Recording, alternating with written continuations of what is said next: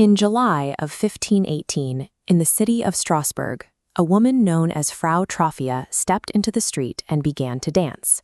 There was no music playing and no festival to attend. She simply moved with a frantic, rhythmic intensity. The dance did not stop. She continued through the heat of the day and the cold of the night. By the end of the first week, she was still moving, her body exhausted but her feet refusing to rest. Witnesses described her as appearing to be in a trance, her movements entirely involuntary. She was trapped in a physical compulsion that she could neither understand nor control. Frau Trophia's case was the beginning of a city-wide crisis that was about to escalate into a documented municipal emergency. Within 7 days, the compulsion spread. Over 30 people joined her in the streets, all locked in the same frantic, repetitive motion. This chart tracks the timeline from July to August.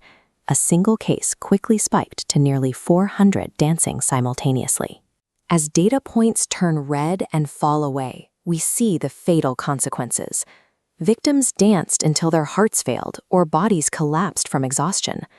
We know these details because they are recorded in the city's official chronicles, physician reports, and local laws passed to manage the crisis. This leaves us with a difficult question. What biological or environmental force could simultaneously hijack hundreds of human bodies? The physicians of 1518 believed the cause was a condition they called hot blood. They assumed the victims were suffering from an internal overheating that required a physical release. To facilitate this, the city council commissioned the construction of a large wooden stage in the town square, which you can see represented in this architectural woodcut. They even hired musicians to provide a constant beat. The logic was to dance it out. Instead, the music and the public stage provided a focal point, causing the condition to spread faster. The exertion proved fatal. Dozens died on that stage from heart attacks, strokes, and extreme physical toll of moving for days without rest. The authorities eventually abandoned the stage and took the survivors to a shrine dedicated to Saint Vitus, believing only a religious intervention could break the curse. By September, the dancing finally stopped. The municipal response had effectively turned a strange, localized event into a mass fatality epidemic. Modern science has attempted to find a biological explanation for what happened in Strasbourg. This split screen explores ergot poisoning. On the left, rye infected with a toxic fungus. On the right, its chemical structure, causing violent spasms. Transitioning to the circulatory system reveals a flaw. Ergotine severely restricts blood flow, making days of continuous dancing biologically impossible. With the primary biological culprit ruled out, the investigation must shift its focus away from external poisons and toward the mechanics of the human mind.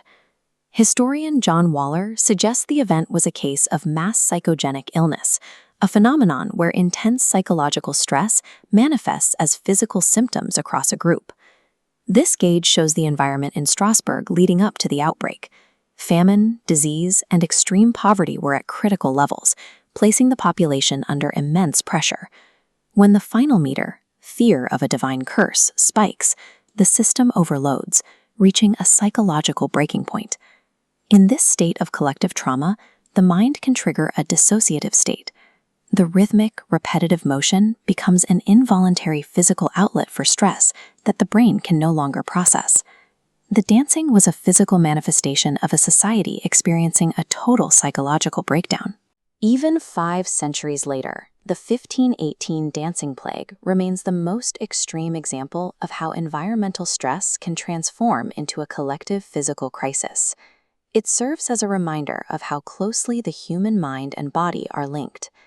Under cataclysmic stress, a society's collective trauma can manifest as a physical contagion, forcing hundreds of individuals into a state of complete physiological breakdown.